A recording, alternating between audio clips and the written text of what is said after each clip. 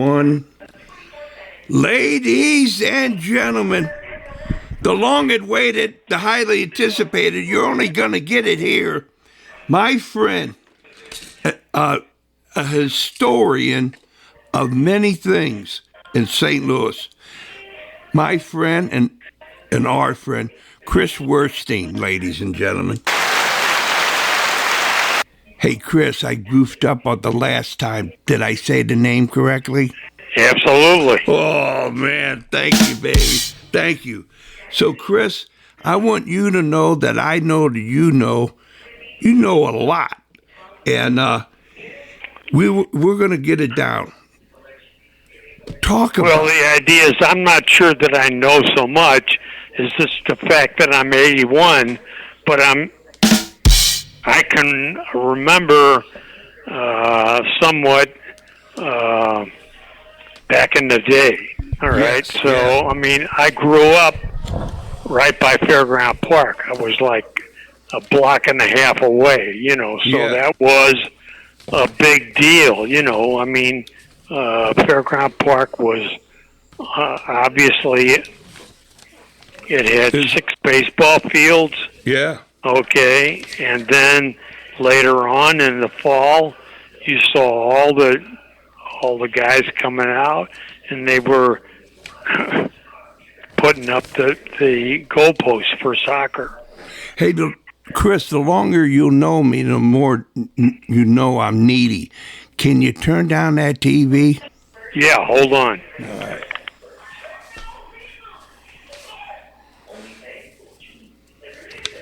Isn't he wonderful? I mean, this guy is like a walking encyclopedia. He knows almost anybody and everything. Yeah, okay. All right. Thanks a lot, you big lug. And I want full disclosure, ladies and gentlemen. Chris, you helped me as an early youth. You made the impossible become possible. Because you gave to where it's impossible. No, Kevin, I'm possible. You talk to yourself. I'm possible, baby. You'd made me. Thanks a lot. Did you get all that? Yep. All right. So here we are. We're back before like. You made an interesting point. It's why a lot of knowledge about everything at that time in 1950 World Cup with all the St. Louis and 5 of the 11 starters, 1 on the bench ready to go in at any time, is that the Korean War broke out. How about that? Right, exactly. Well, that's what Harry Keough had told me, because I asked him, that it was, why wasn't it publicized more? And he said because the day after we beat England, the Korean War broke out. And so that was the headlines in all the newspapers, So there was not that it was insignificant, but it took a back seat to absolutely to and they actually didn't call it a war. It was like a police action or whatever, So that was a big political deal or whatever. Right, right. So here we are, man. You know of and personally had conversations with all of the guys, I believe, and you were a big-time Kutis player, historian-wise, and so forth. And if I may state this, and then I'll give it off to you. You're the first guy, Northsider, that came clean, man. That you had it over by the diamonds. You knew where the bleachers were at, and you and your friends ran up to the top rung of the one that had the tarp around it, and you could see the game just for FREE, where everybody else had to go and pay the gate. Man, that was great. Right, exactly. Well, see, we had to see the bleachers themselves faced the ball field. So that bleacher was down the first baseline for diamond number 1. But when you watch a soccer game, you had to turn around, and we used to let our legs hang over because we sat on the top bench. Nice. Okay. So, but I mean, it was like having a front row seat, for a boxing match or whatever, So, yeah. So it was a big deal, So would you have to wrestle the squirrels for the nuts out of the trees? Well, I tell you what, it was kind of funny because at halftime there used to be like 30, 40, 50 kids with one soccer ball would go out on the field and trying to get a shot. I mean, Yeah. it's kind of like if you went to an NBA game and at halftime, all the little kids ran out on the court and started shooting baskets. The only difference being is we only had one soccer ball, so your chances of getting a shot are slim and none, so. But yeah, no, I didn't really know Frank Pee Wee Wallace personally. Frank was a mailman, all right, and I'm not sure what Gino Pariani did. I mean, He knew was a them. dock worker. I'd say to say in hello. Mississippi. Oh, okay. That's about it, So now Harry, I knew personally because I played for him at Harris Junior College. Yeah. And then I also played with him at Kutis, and he was kind of responsible for bringing me to Kutis, Nice. back in the day, So. How about Bob Annis, Robert Annis? Well, now Bob was like he was an alternate. Yeah, right. Okay, so in case somebody got hurt or whatever, I'm not even sure if he made the trip down to Belo Horizonte. Okay. I don't know that. Okay. What is kind of interesting, though, is that Harry Keough later on became the coach of St. Louis University. He took his team down to Brazil. Yeah. Okay. Yeah. So I'm not sure if they played in Belo Horizonte, but he did visit again. Yes, he did. And obviously they knew who he was. Yes. And plus he had a guy that was his goalkeeper coach. His name was Miguel de Lima. Yep. And he had played for the Stars, and he was from Brazil. Yes. So he spoke the language. He spoke Portuguese, and so that was a big deal for Harry. Yeah. Because he hadn't been back to Brazil probably since 1950. So. Yeah. Right, man. I mean, so this all about that time. You're watching all these guys, and did you know or hear the nickname? Hey, you got the mittens. Hey, come here. And you talked about a story between Frank Borghi and him, and he would always call him a certain name. Well, I'd say Charlie always wore those. And In any kind of weather. I'd say in any kind of weather. Usually, obviously, soccer back then was in the fall and the winter. Right, but he wore them all the time, man. So, but the idea is, he always wore those, and they were made out of leather, and that was just his thing. That's what he did. Yeah.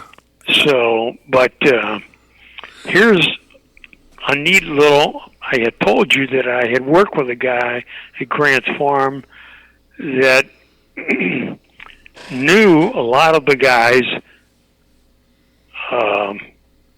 and because he grew up as a kid on the hill with them. Yeah. Okay. So, but he told me, he said, Chris, he said, you know how tough Charlie was? I was. I said, yeah, no, he was. I mean, I saw him play softball, and I also saw him play soccer, and I said, yeah, he was a tough character. He said he had a sister who was tougher. That's a true story now. That's absolutely. That's what he told me. He said, "Yeah, no, he said you didn't ever want to cross her because she would clean your clock." Yeah. The story. I just saw a picture of the guy, and he looks like he actually has telephone books wrapped around his calves. Well, and tape around. I'd say that exactly. And tape around his shoestrings so nobody could untie his shoes. Well, you have to realize that back then, guys wore high top football cleats, but they did not have the long studs. They had short studs. Because they were screw-in studs, but guys, I say that the reason they played with the high top football shoes is because they were, I think, kangaroo leather, and you could feel the ball a whole lot better. The old time soccer shoes were really, really poor, So I mean that you could not really, have the same touch like you would. Yeah. But I mean, there were some guys. I want to say guys that played for Carnival Sunday Morning Club was a guy named Porky Meisman. He was a big guy like Charlie, and these guys were. It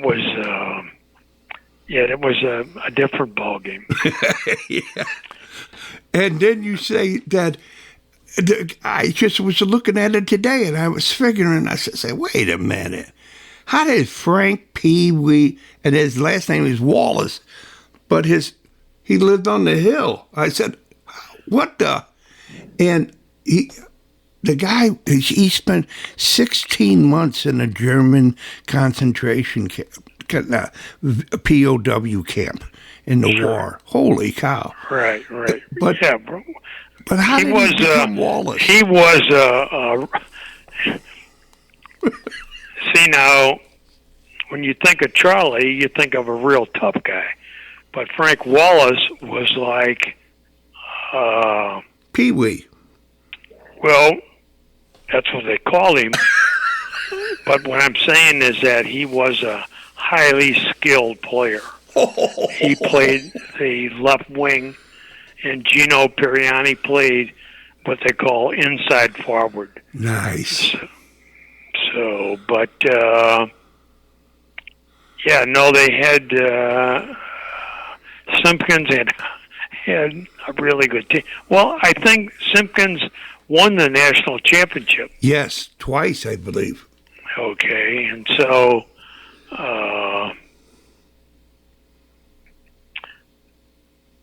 they had some outstanding players. But isn't it?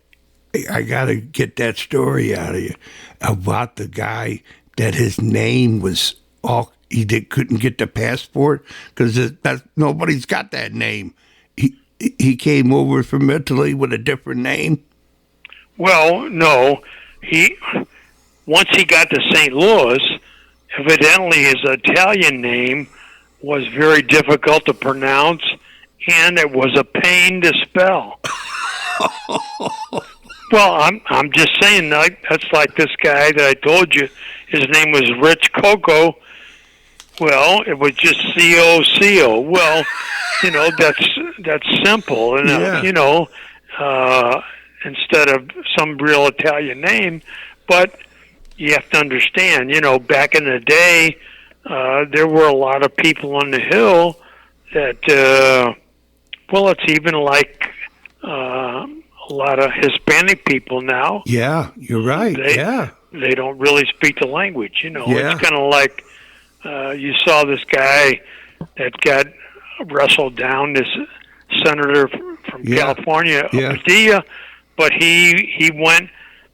He spoke English, and then all of a sudden he started talking perfect Spanish. Yeah. Well, that's his language. So Yeah. he was talking to the people that did not really understand English that well.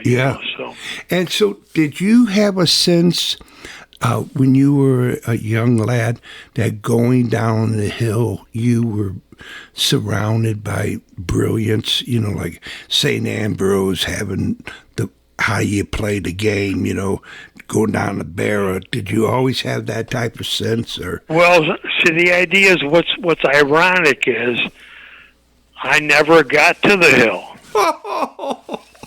Okay? Yeah. But because of my proximity to Fairground Park, all these guys from the hill came to Fairground Park to play soccer. So that's my entree as far as, seeing them play and remembering, what I saw as a kid, back in the day, so. Well, you got this Gino Pirelli. Can you tell me a little, you remember the cat, to say something about him? Well, Gino Pariani he was not a big guy. I'd say he might be, I don't think he was, maybe he was 5'4", 5'5", something like that. But he was, that is the kind of neat thing about soccer. It's not like football. When you're bigger, you have an advantage over smaller players. But in soccer, if you're a small player and you're quick, you can make up for your lack of size. And I say Frank Wallace was not a big physical specimen, but he was a really skilled soccer player. Nice. And that's the same way with Gino. He was the same way, but they were guys that were, how should I say, grinders, or they were gritty. They didn't take any kind of crap, so.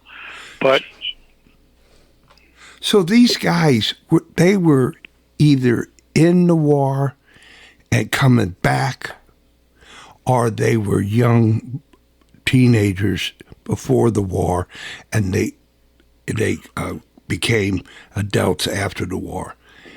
This being 16 months in a in the POW camp, and then coming and then playing on some real good teams. I mean, the skill level, being such in shape and having, being a teammate, that. I mean, that's incredible business. Well, all I'm saying is you have to understand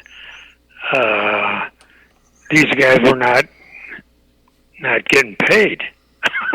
Yeah. Okay. Yeah. So I'd say sports is not so much a sport anymore as it is a business. I mean, it's unbelievable. I mean, what's really transpired. So, but back then, these guys played for the love of playing ball. So. And your memory of seeing it and then become and putting your creativity on them to play at your level. Did you think that soccer was? I mean, you guys played pretty good when you look over the decades. That you guys had some good strategies and were able to handle the ball. Well, I'd say, the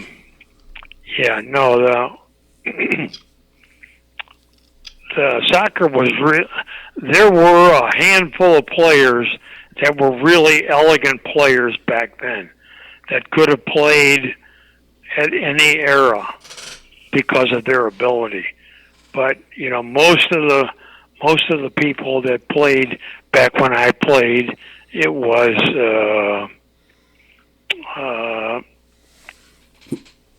when in doubt, we weren't overly skilled. Okay. Okay. Yeah. Yes. Like the ball players today. Yeah. So.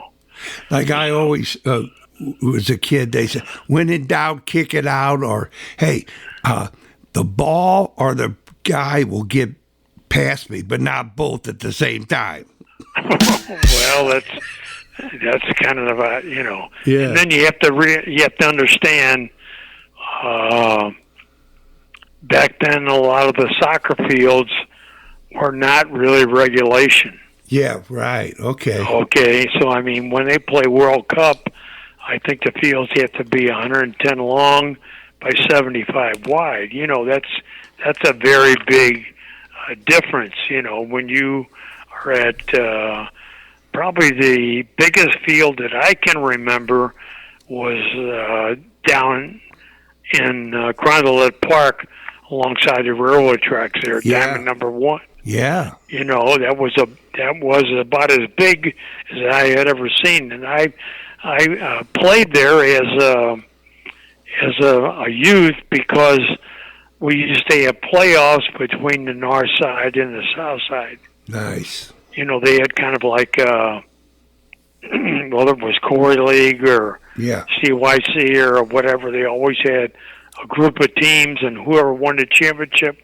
on the north side wound up playing the team who won their group on the south side, and then they would alternate. Sometimes they play at Fairground Park, and then the following year you play at Grondelet or whatever, so you had to travel, either. So, that always made a difference, and then you have to understand that the fields were not the best. Right.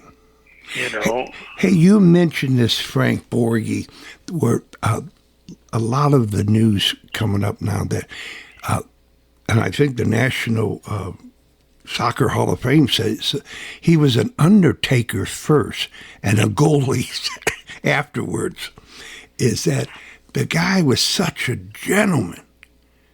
He was a big guy. He was about 6'5". Yeah. Okay, Yeah. So he was. And he could grip a ball with,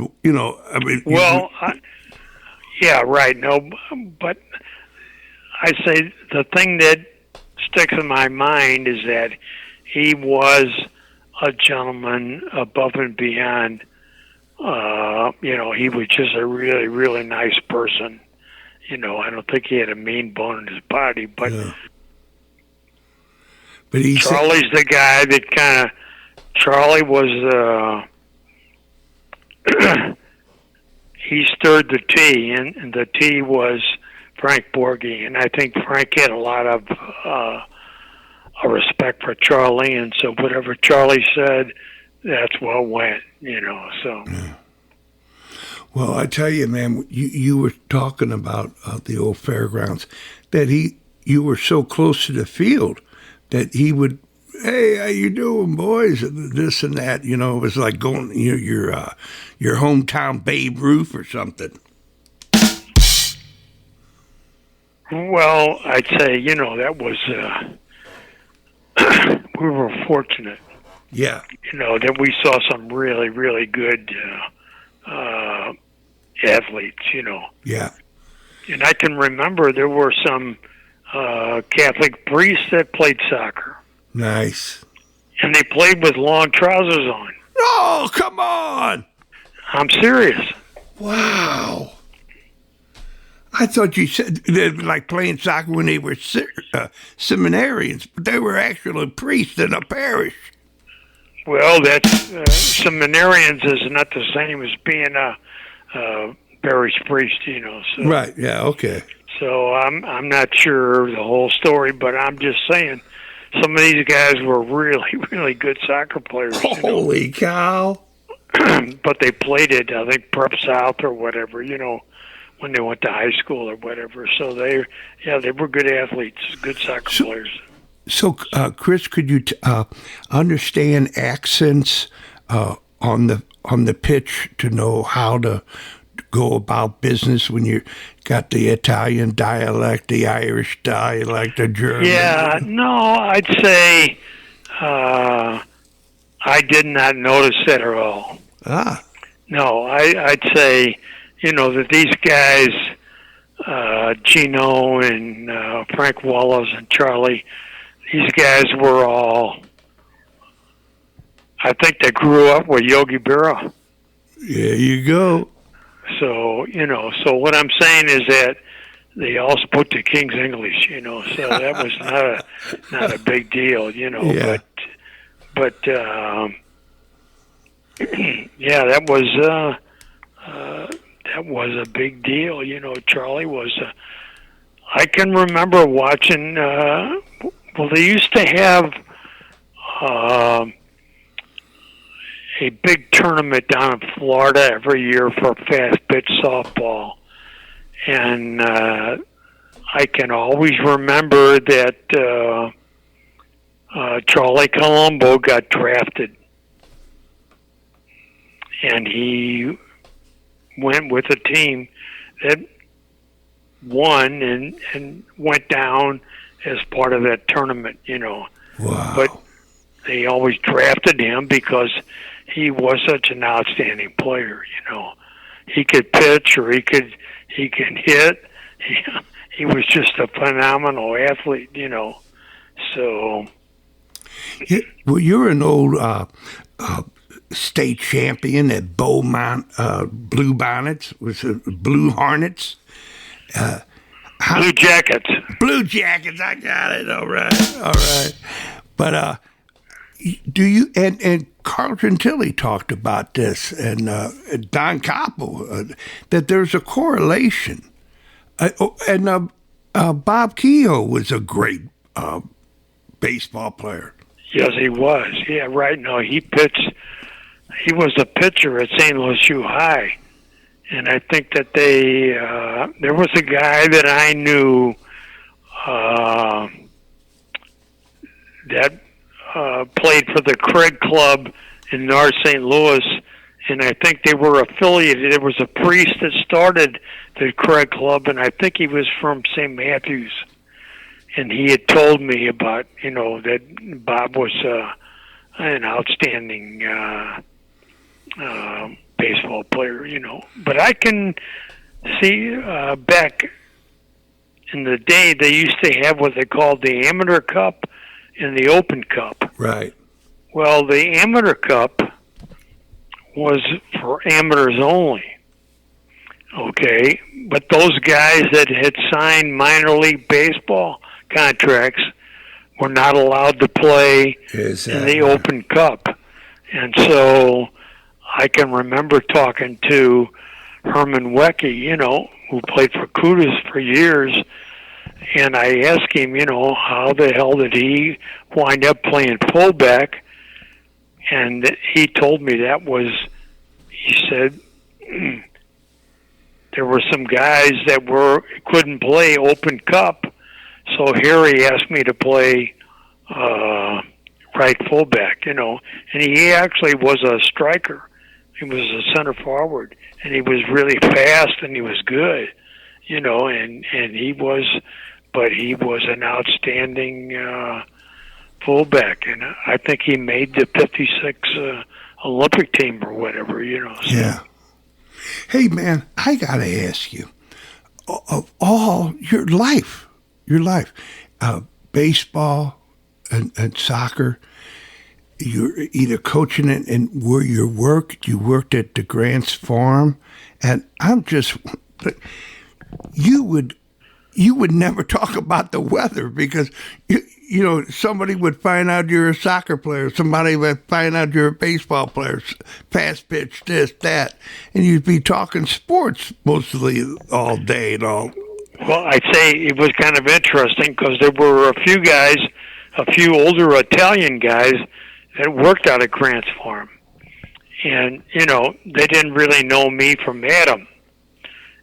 But then when we'd be sitting around talking, I would drop names. And then they would look at me like, how the hell do you know all these guys, you know? Yeah. And I said, I don't really know them, but I watched them play soccer, you know. And they were all from back in the day, you know. Yeah. I'd say that I told you that Charlie Colombo played for Patterson Ford. He was the center back. And then Sammy Davis was that's back when he was a young guy. Sammy Davis was in the Korean War. And I found out when I went to his funeral mass, he had gotten a Purple Heart. But the idea is that then there was another guy named Sonny Vitale, and he's from North St. Louis, and I actually played with him when I first played senior soccer for one of the teams in the CYC, and he played left fullback. And both of those guys were younger guys, and they were really, really good players. And with Charlie Colombo playing center back, that was, you know, that was a formidable defense. You know, yeah, that's all you needed was three. You told me the story about a famous player that everybody knows the name, Rooney. When he would take the ball, he'd be fancy-pantsy out on that wing, and he's a threat to score or get a great assist. But Charlie Colombo would come out after him, and you know it was at high noon, man. Something's going to happen.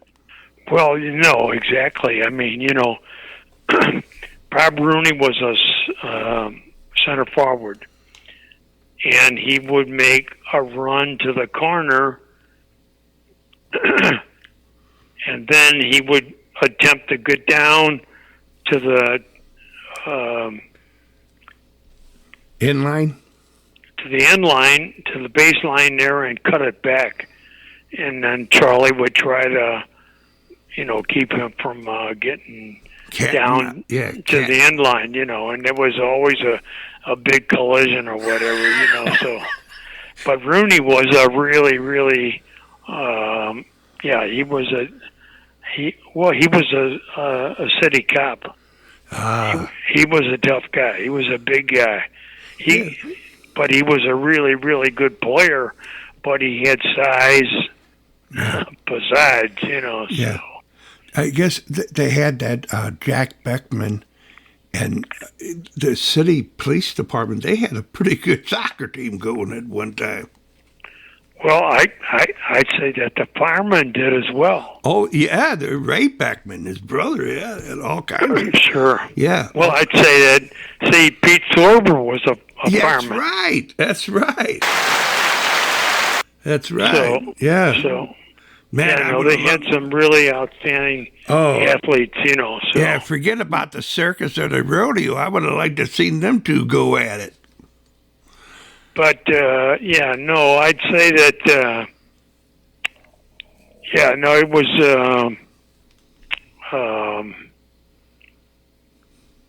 Harry Keough was a really, really good player. Oh, man. So just unbelievable. A guy that we both know, and I'll keep him nameless, but a very reliable source, says without a doubt he's seen the guy play 4 years in all kinds of weather, different and he never, ever made a bad pass. Yeah, no, he was a really outstanding player. Well, what's kind of neat is that his son, Ty, later on played for the national team. Yeah. And was the captain. Yeah. And I think they beat Hungary in Hungary. There you go, baby. And he was the captain of the team. So he was a really, really good player. Of course, he played for his dad down at St. Louis U. Yeah. So, but he I mean, that was the guy. You know, we're like 14 years old. Psst, psst. That's Harry Keough's son, Ty. You know, and he said, "Well, get the ball." I couldn't find it. You know. Well, the idea is, see, I can remember we went. When I was playing at Harris, we went out of town. We went up and played at the University of Illinois. They didn't have they had a club team. And so we went up there. Well, Harry came along, and he brought his son, Ty, and I think Ty was about 9 or 10 years old. So, wow. But we went to, that was my first time going to a Big Ten campus. I could not believe the size of the university. Yeah. And then they took us to a football game because we played. Holy moly. We played like at 10 o'clock in the morning, 11 o'clock. Yeah. Then we went to a game in the afternoon, and I got to see a football game, which was a big deal. Yeah. And then at halftime, they still had Chief Alinowick. And I mean, I'm telling you, I could not believe what an athlete this guy was. I mean, it was incredible. Wow. The show that he put on at halftime. You know, Wow. It was really kind of a shame because it's not like he did anything, you know, derogatorily towards the American Indian. It was anything but you know, that was. Yeah. But yeah, no, that was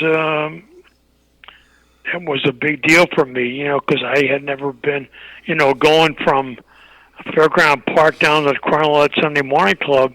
Jesus, Mary and Joseph, you know, you know, the parents would drive us down there, you know, and I think, when the hell are we going to get there? You know, I kept wondering. Any further north from where you were at was called North County. Well, all I'm saying is that that was a big deal, you know. Yeah, because man. That was a pretty good ride, you know, all the way down to Carondelet Park, you know, which is really deep in South St. Louis. Oh, you know, yeah. so. One street in, one street out. So. Yeah. Well, there you go. Now, all this, you got 10 more minutes with me? Sure. All right, then. I want to thank you, Chris. I get a kick out of you, man. So here it goes, bro.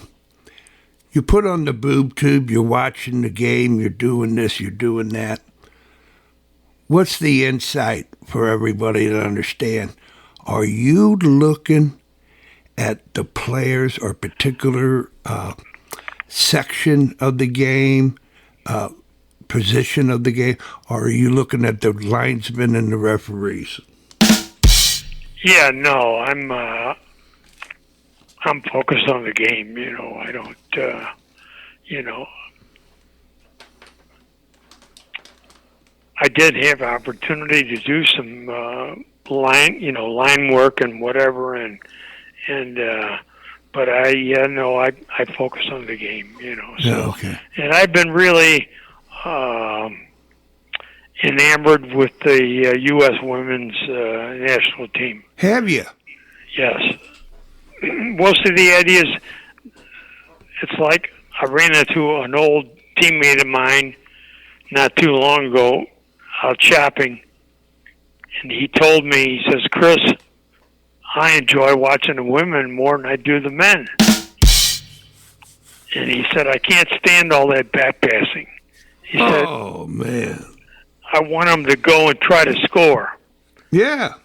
And that's what the women do. And that's, I'd say, I'm not a basketball guy, but I really enjoy watching. I got hooked on watching this Caitlin Clark. I'm telling you, she's a skinny little gal, but I'm telling you, she's outstanding. And that's really, I'd say that people that understand basketball. And there are a lot of things about basketball that are the same as soccer. You're instead of trying to score a basket, you're trying to score a goal. But usually, you can either go down the center or you can go down the flanks or whatever. So, but what I'm saying is that it's very interesting. They said because the women play the game of basketball like it's supposed to be. Uh-huh. Where it's not all this, high-flying jams. And, it's watching the NBA, it's not really, I'm not saying it's not a team sport, but right. I said the guys it's pretty much individualistic, whereas... Sure. Whereas the women, they try to work the ball around, and then, in the same way with women's soccer, so it makes it kind of interesting, But yeah. Now, on a full disclosure, that I know that and everybody who listens to Well Certified knows I know nothing about nothing. But the story goes is that we're Clark and Curry and several other players. They're shooting threes. Anybody else, if you shoot inside of where they're shooting, there should be 2 points. I mean, they have taken the 3 point almost right across the center line. Yeah, right. No, I'd say when I first saw this gal play, I was with my mother visiting down in Florida. Beautiful. And she's 103 years old. So I told her, I said, you got to see this girl. I said, it's amazing how she can shoot darn near from half court, or if you don't respect her, she'll drive by in and go and lay it in, Yeah, yeah. So it's, she's really, and she's not 6'9" or whatever, she's just a little bitty gal, So, but is your mom from Germany? No, she's from St. Louis, Missouri. Yeah, but so of German heritage by any chance? Well, obviously, I think on her side of the family they were Scotch Irish. There you go. All right then. All right. So, good solid. But she met my dad. That's kind of a long story, Yeah, right. She was the oldest of 5, and she had 4 brothers. And so, but things were tough back when. My grandmother had a twin sister, and the twin sister was married to a German guy who owned a baker shop. So my mother went to live with her to make it easier for her family. Instead of having 5 mouths to feed, they only had 4. Wow. But she did meet my father. He was working as a night baker for my great uncle, I guess. So. Wow. What an incredible story you got. And what an incredible life. Here we are, ladies and gentlemen. Now, Chris, I hope I can get you on tape to promise when the whale thinks about the Chris Werstein, I'll give you a call, boom, bang. Hope to get on. Will you allow me the opportunity? Yeah, sure, exactly. All right, then. So it goes out to a, kind of a custom here at Whale Certified. And I don't know where it came from, but I was thinking of you when this thought came into my head. The phraseology is to say, hey, man, hey, Chris, whatever you want to say to who you ever want to say it to for as long as you want to say it for. This is your opportunity. Right, exactly. Well, no, I want to take an opportunity. I still keep, there's my old baseball coach from Beaumont High School. He had 2 sons. So his youngest son, I don't know the oldest guy that well, but I know the youngest son. And so I keep in touch with him. But I had talked to him just recently, and he told me that he had been in touch with a guy who was writing a book about Earl Weaver. Well, Earl Weaver was the manager for the Baltimore Orioles back in the day. Yeah. Okay, and see, actually the Orioles were the old St. Louis Browns. That's right. And the idea is but Earl Weaver played at Beaumont. Oh. And so he played with 2 or 3 guys. They wound up making the major leagues. Wow. Well, I'd say at one time in the late 40s and 50s, there were probably more guys. Well, you have to understand, St. Louis was the furthest major league team to the west. Okay, that's long before Brooklyn moved to California and the Giants and whatever, Yeah. So, but what I'm saying is that the guy that I played for, Coach Ray Elliott, he probably had more guys playing Major League Baseball than any other high school in the country. Wow. Well, see, Roy Severs played for him. Well, Roy Severs was the Rookie of the Year for the Browns. Holy cow. And then later on, he played for the Washington Senators. Wow. And their manager was Ted Williams. But anyway, he told me that this guy had called him and asked him, because Earl Weaver played at Beaumont, what were some of the things that his dad did back with those guys, And so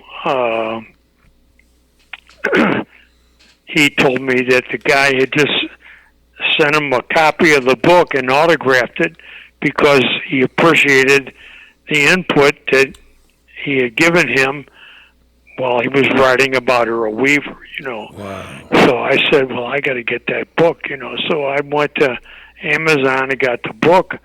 I couldn't put it down. Wow. It was such a good book, Yeah. So. Man, what teams he managed, man. They were beautiful baseball, man. Well, the idea is that, Weaver was the book is called The Last Manager. Okay, and so you have to understand, he managed prior to free agency and post-free agency. Wow. So that's a different ball game, So, but the idea is, just to give you one little quote that I can remember from the book, there was a guy on the team that was very religious. And he told Earl Weaver, he said, Earl, he said, before I leave here, I want you to walk with the Lord. And Earl said, "You know what? I'd rather you walk with the bases loaded."